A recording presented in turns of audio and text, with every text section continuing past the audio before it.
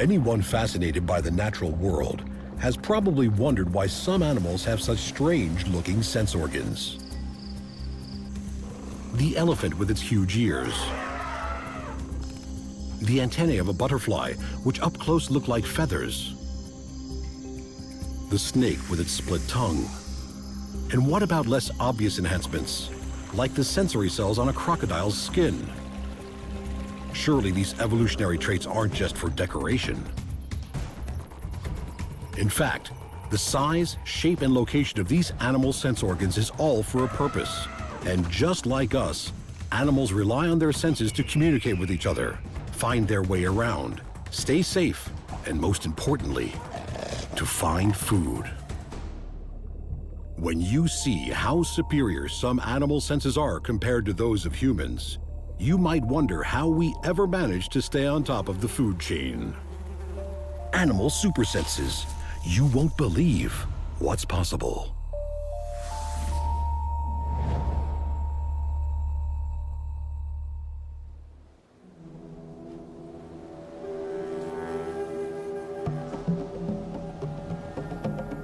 On this episode of Animal Super Senses, we get in touch with the feelings of wild animals. Really in touch.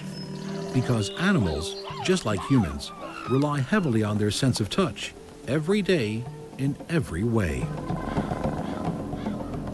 There may be a fine line between pleasure and pain, but not knowing the difference between the two can be absolutely fatal.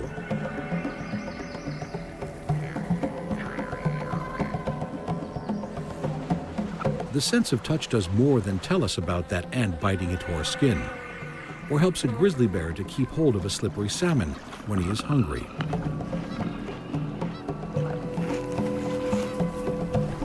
Touch alerts animals to pressure, heat, cold, wind, and yes, pain.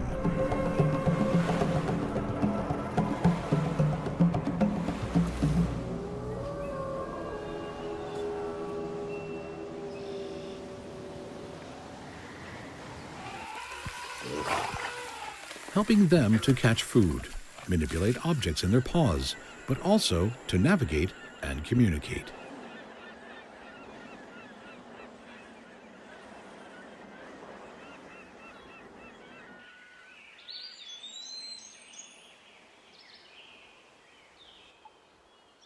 Touch receptors, which include body hair, inform the brain about tactile sensations. These receptors fall into two main categories: mechanoreceptors, which detect movement, and thermoreceptors, which respond to temperature.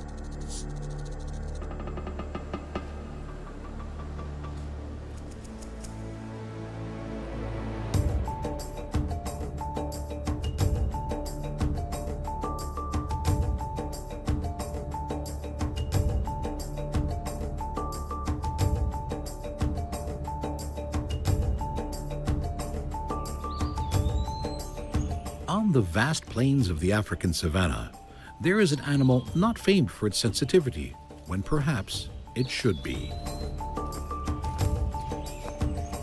After all, we are talking about the largest living land mammal, one that eats a minimum of 200 pounds per day and whose skin is their own body armor. But don't be fooled by their size, their seemingly thick skin, or prodigious appetites. African elephants and their Indian relatives are remarkably sensitive creatures. For one thing, they are highly intelligent animals, which display complex social behaviors, such as courtship, communal care, vocal communication, and play. But they are also sensitive in the most literal and most scientific use of the word. To begin with, that thick skin up to 1.5 inches thick is in fact highly tuned to the slightest touch. And no part of the elephant's body is more tactile than its trunk. Used primarily to locate and manipulate food, elephants are herbivores, and an elephant's trunk is in constant use.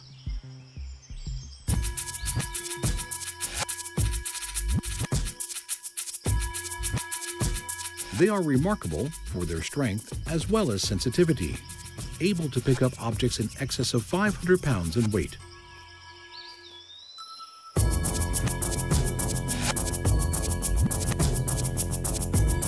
But their trunks are also so responsive to touch that they are capable of perceiving pressure differences as low as 0.01 inch in depth. The small sensory hairs on the tip of the trunk are in part responsible for this sensitivity. Called Pacinian corpuscles, these cells pick up on the tiniest vibrations. It's interesting to note that Pacinian corpuscles show up elsewhere in nature, on human fingertips, for example. On the elephant's trunk, they are constantly in use, as the trunk plays a part not just in foraging for food, but in that rich social life. The trunk can be used to caress, nudge, or nudge other members of the herd, not least during mating season.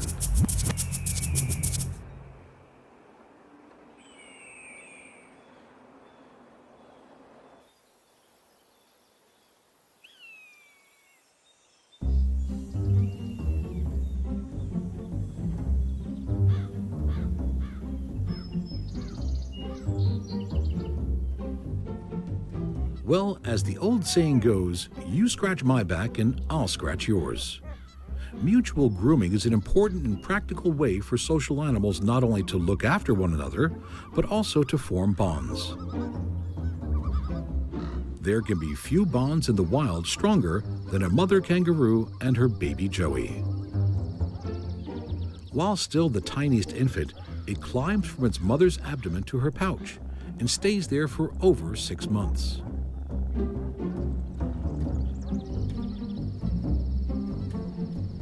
Kangaroos then are used to intimacy from the get-go. Fun fact, a group of kangaroos is called a mob. To be accepted into the mob, an outsider will be subject to a sniffing, but also a rubbing of noses.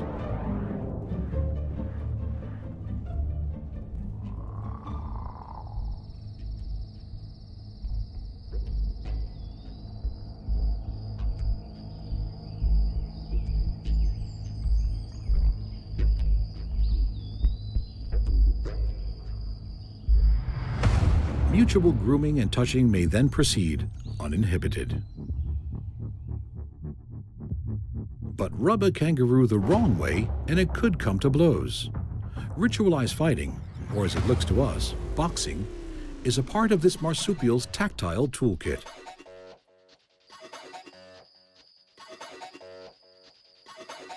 I think that's an interesting thing. This one piece will make 52 layers. Watch on mobile devices or the big screen. All for free. No subscription required. It's that moment when a kanga's sense of touch becomes a sense of ouch.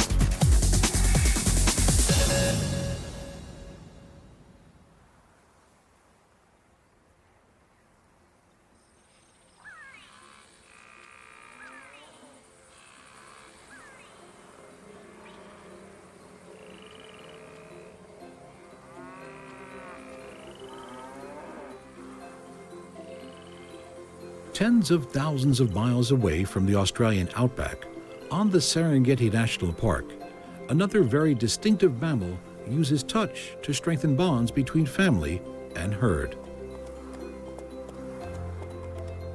Zebras live in herds as many as 1,000 strong, but their first loyalty is always to the family group, which will generally number between 5 and 20 animals.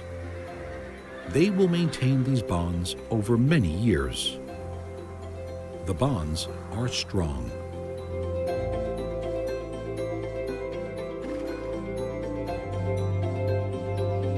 For example, if an individual gets lost or has to slow down due to age or injury, the rest of the zebras will go on the lookout for their lost companion or adjust their traveling pace in response.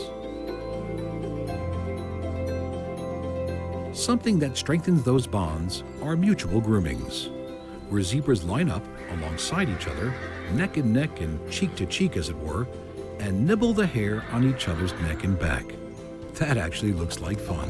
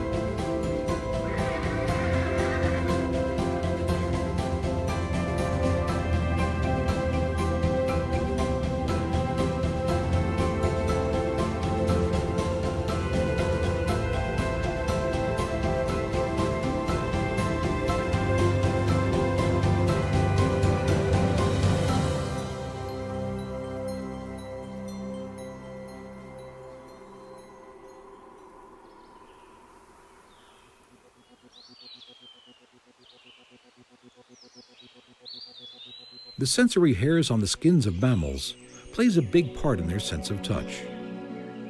But if we shrink things down, the very same thing applies to arachnids, spiders for example.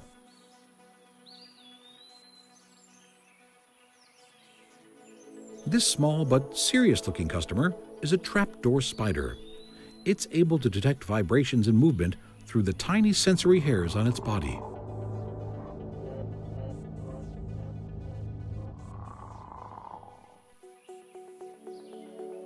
Trapdoor spiders, just as their name suggests, are ambush predators, meaning they lie in wait.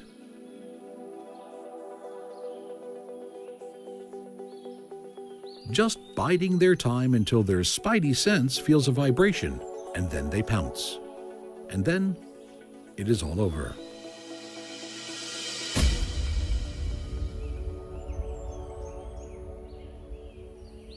The orb weaver spider goes about snaring their prey in a slightly different manner, but they too rely on their sense of touch to get it right. With their notably poor eyesight, they must.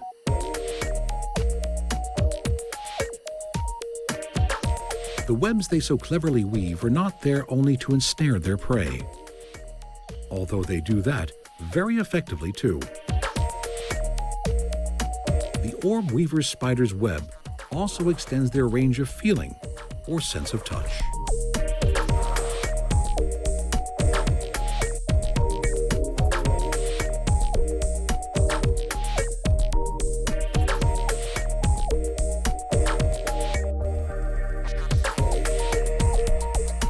But perhaps the strangest application of the super spidey sense of touch, sorry, how could we resist, isn't about luring and trapping prey so much as about practicing safe sex. As in the case with many arachnids, the funnel web spider male spider is considerably smaller than its female counterpart. When the male wants to mate with the female, he encounters a minefield of potentially hazardous obstacles to success. For one thing, the female, if caught by surprise, will often simply eat her hapless suitor. And so much for romance. If, however, the male approaches her less aggressively and in effect strokes her shell with his legs, giving her what we might think of in anthropomorphic terms as a back massage, then the female is less likely to kill and eat him on approach. And in fact, the male may be lucky and survive several bouts of spider intercourse before she finally decides not only she through with him, but she's hungry.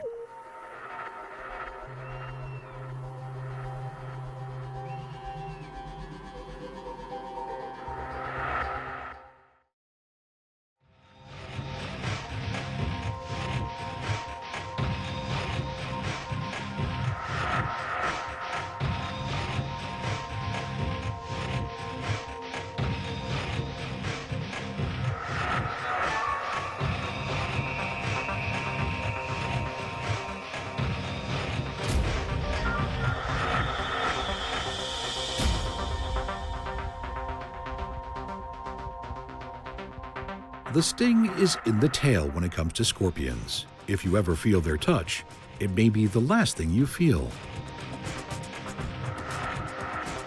The desert crawlers we see here are known as large, hairy desert scorpions.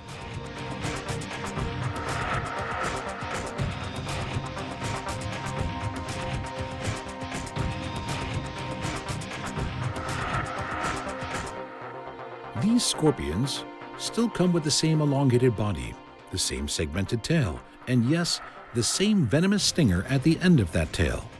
They have, count them, 4 pairs of legs and a pair of appendages called pedipalps, which look a lot like claws.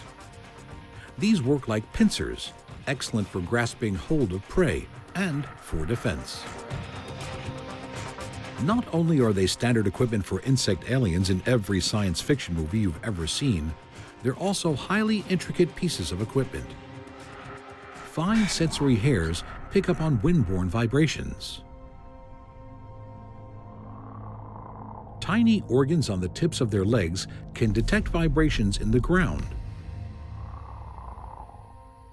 And on its soft underbelly, the scorpion rounds out their armory of touch sensors with these comb-like sense organs known as pectines. The teeth of this comb detect and evaluate the texture and vibrations of different surfaces.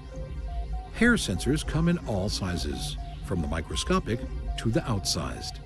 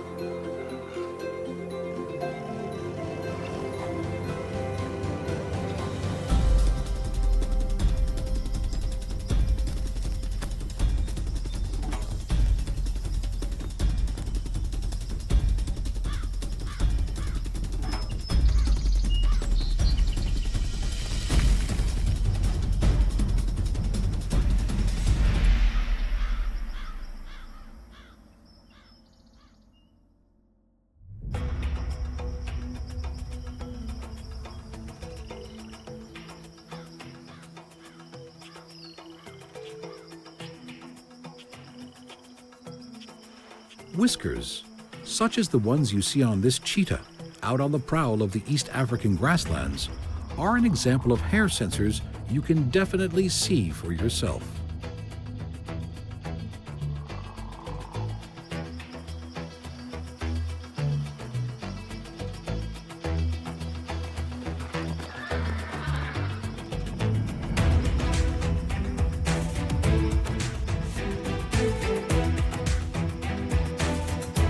Whiskers, more correctly known as vibrissa, supply their owners with vital sensory information about their environment. The follicle of each and every whisker is connected to thousands of nerve receptors, meaning the animal can feel its way through its surroundings by picking up on tiny vibrations in the air or water.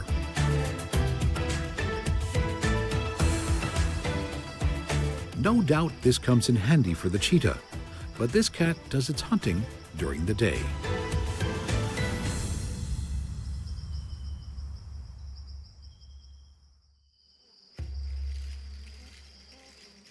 Where whiskers really come into their own as an alternative sensing device is when day turns to night and nocturnal predators must move with stealth and accuracy. There's no better example of a feline with wicked whiskers than the leopard, perhaps the most elegant night prowler of them all. A leopard will typically have as many as 30 whiskers on either side of its face, meaning some 30,000 nerve receptors. They're acutely sensitive, enough to sense vibrations in the changing air currents. And in comparison with their size, the leopard's whiskers are the widest of all the felines, wider in fact than their bodies.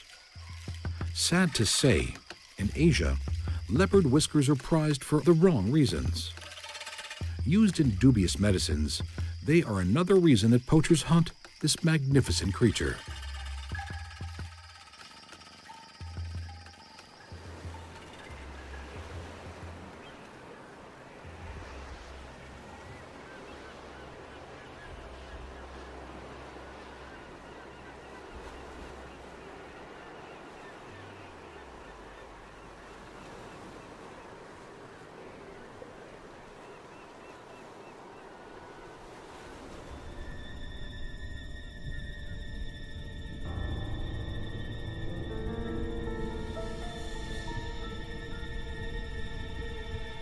half a world and oceans away from such trouble, the Australian sea lion is renowned for its whiskery good looks. In fact, there's even a university-sponsored website dedicated to studying the habits of Western Australian sea lions, called Whisker Patrol.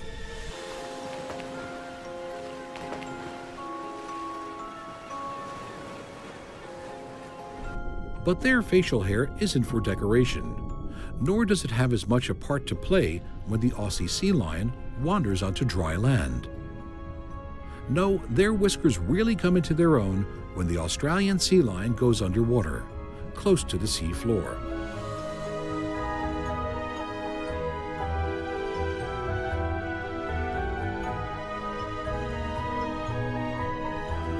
To hunt for squid, fish, octopus, rock lobsters, and even small sharks, the Aussie sea lion will typically seek out this kind of prey by closing their eyes and feeling around using their whiskers. The sea lion's whiskers are in fact a highly sensitive hydrodynamic receptor system. In slightly simpler terms, that means they can detect the tiny vibrations that are created when fish and other tasty morsels move through the water.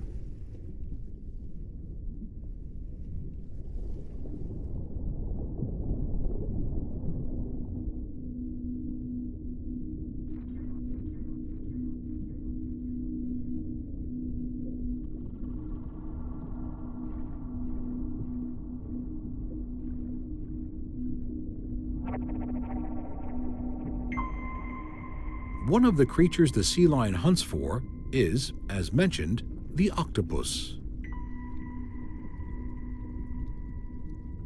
But octopi are outfitted with their own super sense of touch, helping them to elude capture and to track down prey of their own. As it has been captured in popular imagination over the past few years, the octopus is a highly intelligent animal. It is the only invertebrate that is thought to use tools. For example, gathering shells and using them as body armor.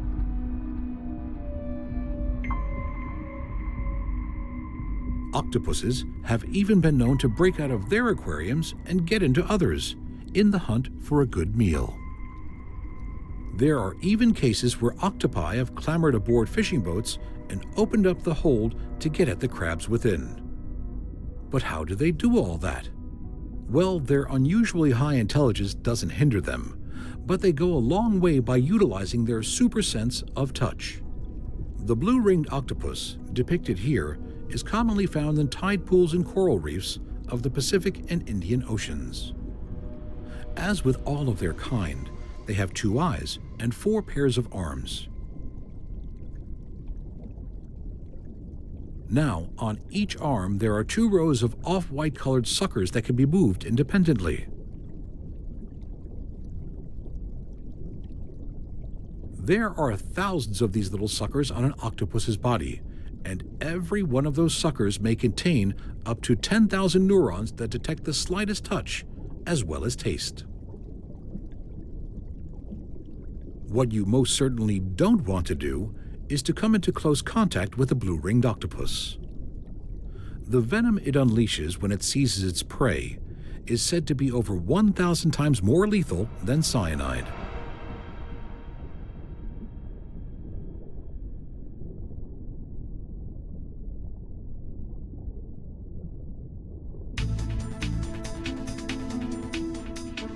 On animal supersenses, we touch it and feel it, see it and hear it, taste it and smell it like animals do. The senses are the star on this show, and this episode has been no exception. The sense of touch has put us in contact with all kinds of heightened sensations. But these incredible powers of perception will fight again another day. So join us next time on Animal Supersenses.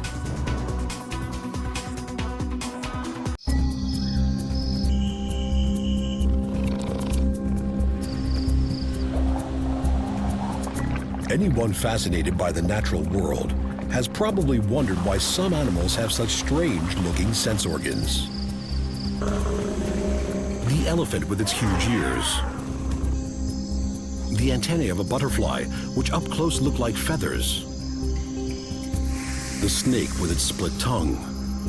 And what about less obvious enhancements, like the sensory cells on a crocodile's skin? Surely these evolutionary traits aren't just for decoration. In fact, the size, shape, and location of these animal sense organs is all for a purpose. And just like us, animals rely on their senses to communicate with each other, find their way around, stay safe, and most importantly, to find food. When you see how superior some animal senses are compared to those of humans, you might wonder how we ever managed to stay on top of the food chain. Animal super senses. You won't believe what's possible.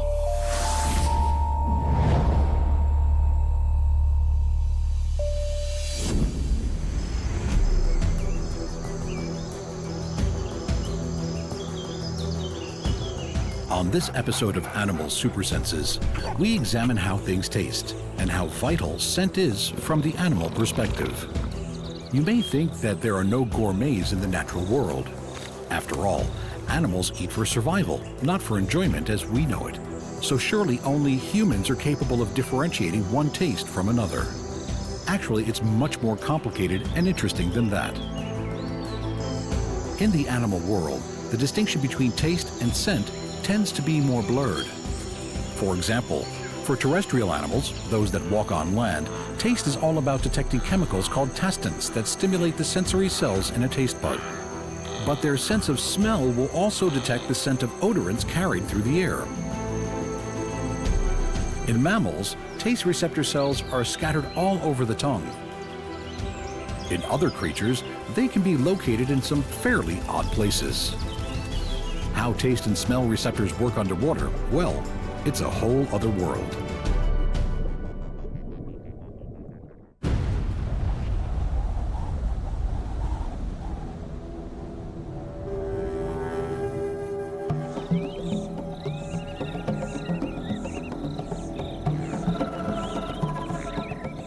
Let's begin our journey, as it were, from the ground up, with a look at snakes and their taste for a good bite. This slithery character is a rattlesnake, such as can be found across the Americas, from southern Alberta to Argentina, in a variety of habitats.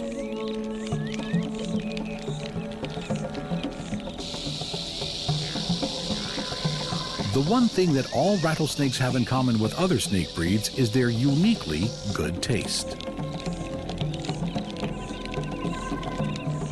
They use those famous forked tongues to gather particles from the air and identify them on a special membrane called Jacobson's organ. Put more simply, they flick their tongues to taste the scents around them.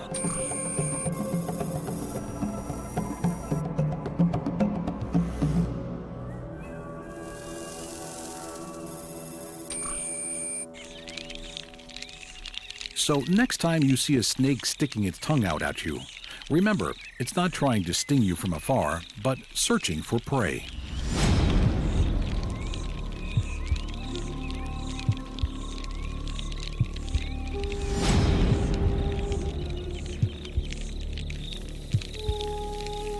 Tasting their next meal before they eat it, you could even say. They have an exceptional sense of smell to begin with, but their Jacobson's organ adds a whole other dimension. The Jacobson's olfactory sense organ was actually discovered by Ludwig Jacobson, who it's named after.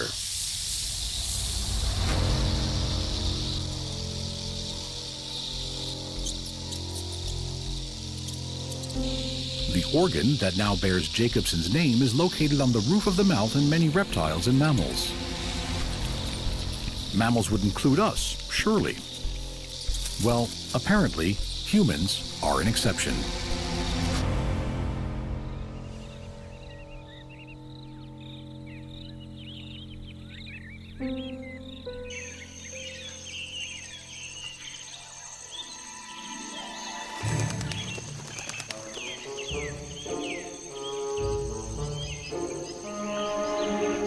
Now, unlike snakes and lizards, mammals that come with Jacobson's organ as standard equipment tend not to have long forked tongues that they can whip out at will to sample the air.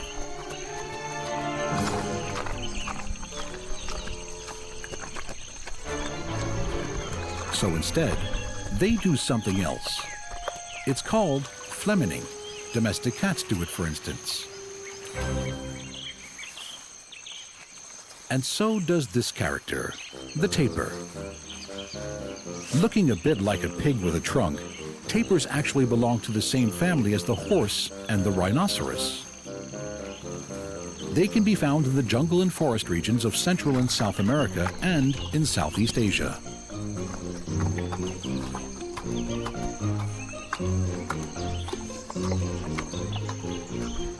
Tapirs' eyesight isn't great, but they have a heightened sense of smell, plus the secret sensor that is the Jacobson's organ. When they curl their upper lip and look like they're sneering, the same way you have seen some domestic cats do, they're actually exposing the Jacobson's organ so they can taste exactly what's in the air.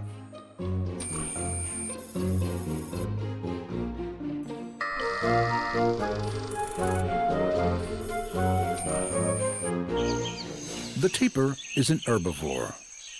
That long snout with a modified lip comes in handy for tearing food off branches, for example.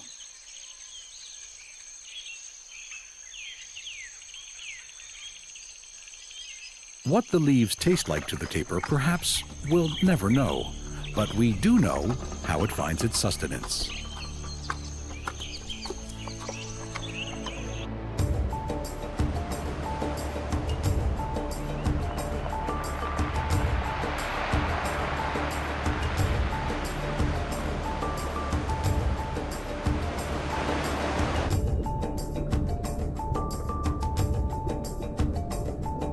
Below the waterline, whether that's a pond, river, or the ocean waves, taste and scent is a whole other matter. One underwater animal who is guided by scent is this sinister and slippery-looking character, the moray eel. Even though there are hundreds of species of moray, and they range in size from 25 centimeters to 4 meters, the menacing appearance of a moray eel with its mouth constantly agape is unmistakable. Morays are carnivores who feed on fish and invertebrates. They're also found in oceans temperate and tropical, though they thrive in the greatest number around warm coral reefs, notably in Hawaii.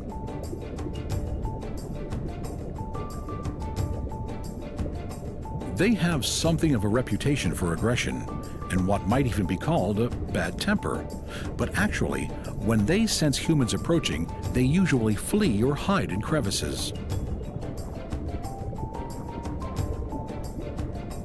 Mind you, it's usually from these same crevices, nooks, and crannies that morays launch their fatal attacks.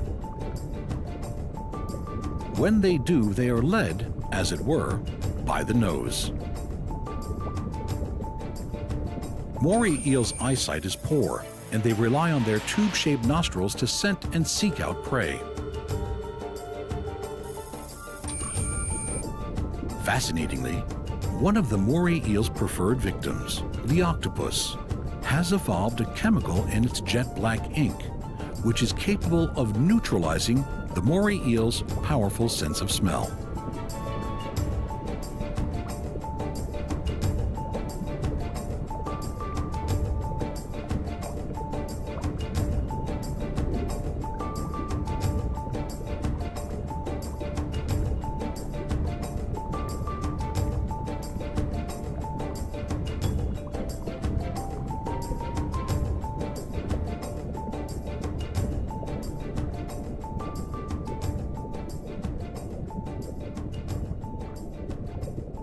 On its travels, the moray eel will quite possibly also come across the goatfish. These are also found in shallow waters, particularly in warm or tropical climes, skimming along coral reefs over mud or sand. They have twin barbels hanging underneath their chin, which must be where they got their name, as they look like goat's whiskers, or, if you're feeling particularly imaginative, like a droopy hipster's beard. Some goatfish are nocturnal and have a chameleon-like ability to change their color, but what they all seem to have in common is their hearty appetite. Goatfish spend their entire lives looking for food. How they find it is by utilizing those barbels. Goatfish are what is known as bottom feeders, skimming along looking for their next meal in the sand below. Those barbels are spotted with taste buds that will zone in on anything that's good enough to eat. For example, shrimp, crabs, clams, and clamworms.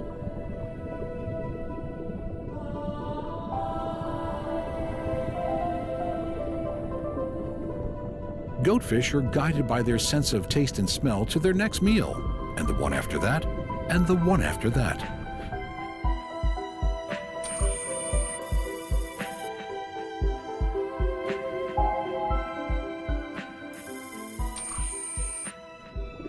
But there are some underwater animals who deploy this super sense not so much in the hunt for food, but as a sophisticated homing device. It's called natal homing by the experts. Now, homing is something we associate with animals above the waterline, most commonly cats and pigeons. But it is now known that several marine animals, such as elephant seals, salmon, and sea turtles, may travel considerable distances of ocean before they return as adults to reproduce in the same natal area they were spawned.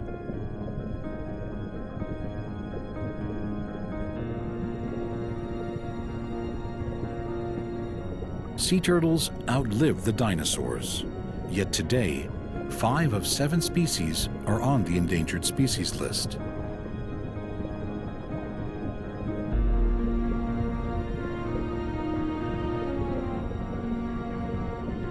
They also take a long time to reach sexual maturity, a decade or more. So, observing them and drawing conclusions is a time-consuming and painstaking business.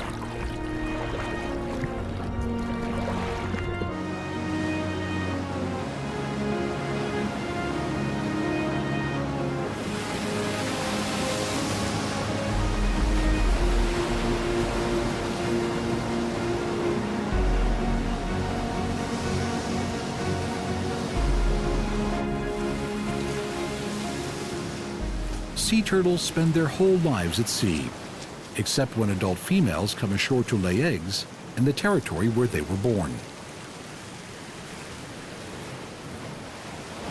The question is, how do they do it? It's thought that sea turtles find their birth beach by homing in on the chemical signature unique to where they were born, essentially tasting their way home. With these amazing abilities, that's what we call a real super sense.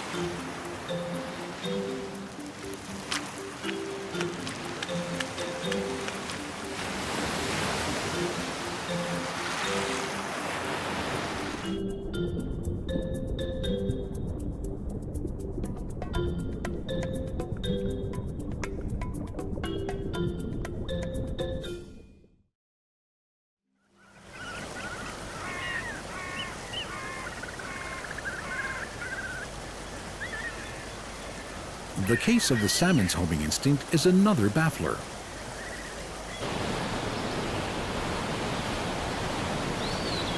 Most salmon are born in fresh water. They migrate to the ocean, where they will spend 4 to 5 years eating and growing. At maturity, they return to breed and lay eggs in the freshwater streams they were born in.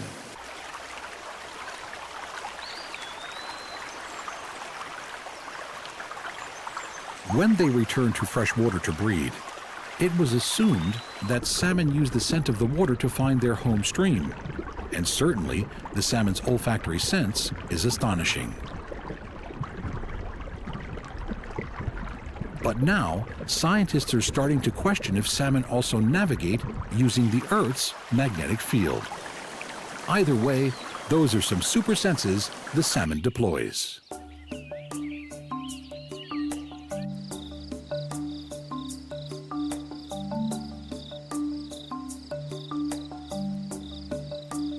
Another way in which scent is critical for animals is when it comes to marking their territory. Leaving a scent stamp on their territory, most animals don't waste a lot of time being subtle.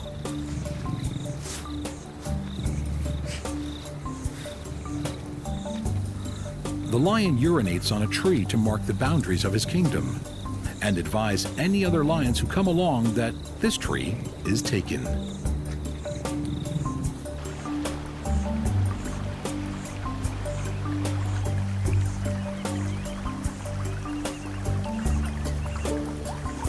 The hippopotamus, however, scatters its feces to let intruders know who's in charge around here. This is called dung showering by those who study hippos, and something else by anyone who happens to be around. So far, the animals we've discussed who mark their territory do so in fairly standard ways, even if, like the hippo, they tend towards the alarming. But nature's endless adaptations never fail to amaze. Take the Thompson's gazelle, which is typically found on the African savanna.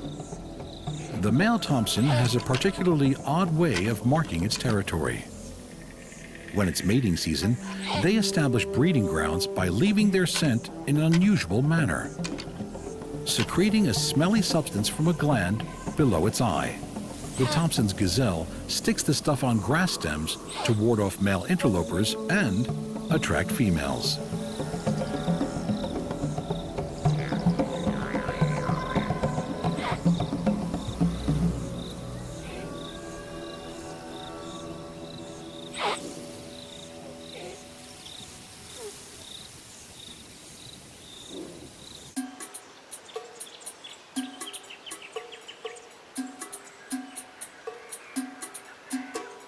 A long way from the African plains, in the woodlands of Queensland in South Australia, you'll find one of those animals that we humans like to think of as cute. The koala, of course, is not to be confused with bears of any kind, for of course, this is a marsupial, whose closest relative is the wombat. This photogenic Aussie sleeps up to 20 hours a day and has one of the lowest brain-to-body ratios of any marsupial. If you come across one in the wild, urinating on a tree, you would see it marking its territory, particularly if it was a male, like this cheeky fellow. But the male koala senses territory in other ways too. You can distinguish the fully developed adult male koala by its quite visible chest cavity in the middle of its chest. It's actually a scent gland. And it's the scent gland on his chest that the adult male koala uses to mark his territory. Rubbing its chest against branches and twigs, usually at the bottom of a tree, produces an unusual reaction. This interesting activity triggers a particular sensation within the male koala, or buck. This sensation is accompanied by the secreting of a scented fluid that is exceptionally attractive to female koalas. When this is done, not only has the male koala marked his territory as a breeding ground, he's probably already in the mood for love.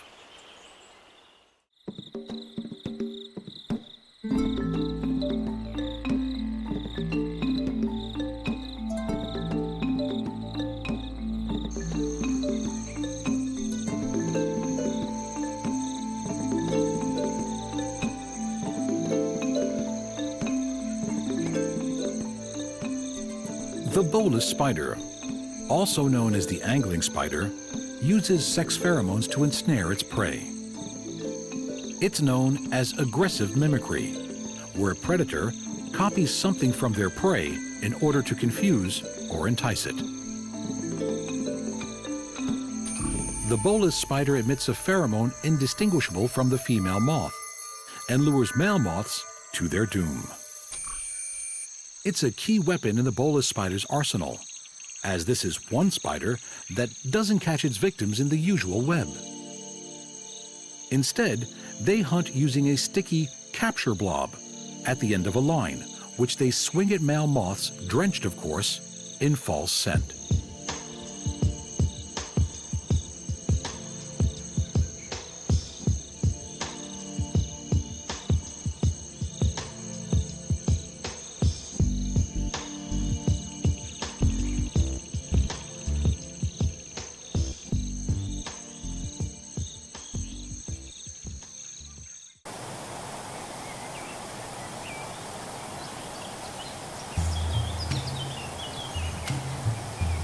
Now for the final segments of the program, to look at some genuine super sense sniffers. Let's begin with those lords of the forest, the wolf. A wolf's sense of smell is estimated to be 100 times stronger than humans. They use it to locate other members of the pack, their enemies, and of course, their prey. Scent will tell them if other wolves have been in the area, how many there were, male or female, and how recently. The wolf has several specialized scent glands on its body, including its back and about 3 inches from its tail. The scent it produces from these glands is as distinctive as fingerprints are to a forensic crime lab. Each and every wolf's is different. Wolves mark boundaries and trails using the smell from these highly individual scent glands. You might say their own personal calling cards. These trails and boundaries, or scent stations, can be up to 100 meters apart. Mankind has benefited from observing this behavior. As dogs have a scent ability close to that of wolves, training techniques have evolved which imitate the wolf in the wild. You can see this in search and rescue dogs, as well as police and drug detection.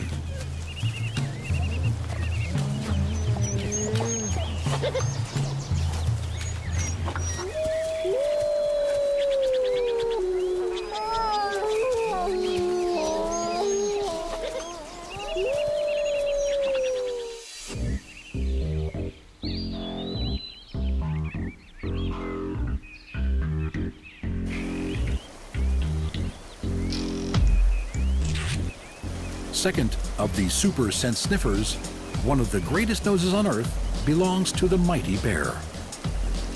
For some reason, it's gotten about that bears have poor eyesight. That's simply not true, but they rely on scent and smell even more. Their acute sense of smell helps them to track down food. For example, bears can detect a dead animal from 35 kilometers away. Smell helps bears to find mates, keep a track on rival bears, and mothers to keep track of their cubs. Bears communicate with one another using scent. By leaving scent on trees and vegetation, they broadcast a message to other bears that may be in the neighborhood. Even though a bear's brain is about the third of the size of a human's, the area of its brain, which manages smell, is at least 5 times larger than ours. But it's not all that cerebral, far from it. The bear's nose is quite a remarkable device. Around 9 inches long for one thing, it really is all the better to smell you with. Their noses contain hundreds of miniature muscles which they can manipulate with the same ease as we might move our fingers. The surface area inside their noses is also vast by human standards and contains hundreds of receptors. And they have that Jacobson's organ in the roof of their mouth to round out this sensory arsenal. But what about the age-old question, can a bear smell your fear? The answer is yes and no. A bear can smell if you break into a cold sweat, but it doesn't register this as fear per se. So it's truer to say they can sense fear rather than smell it. On Animal Super Senses, we touch it and feel it, see it and hear it, taste it and smell it, like animals do. The senses are the star on this show, and this episode has been no exception. Taste and scent are as vital in the wild as they are in the world we've made for ourselves, maybe even more so. But these incredible powers of perception will fight again another day. So join us next time on Animal Super Senses.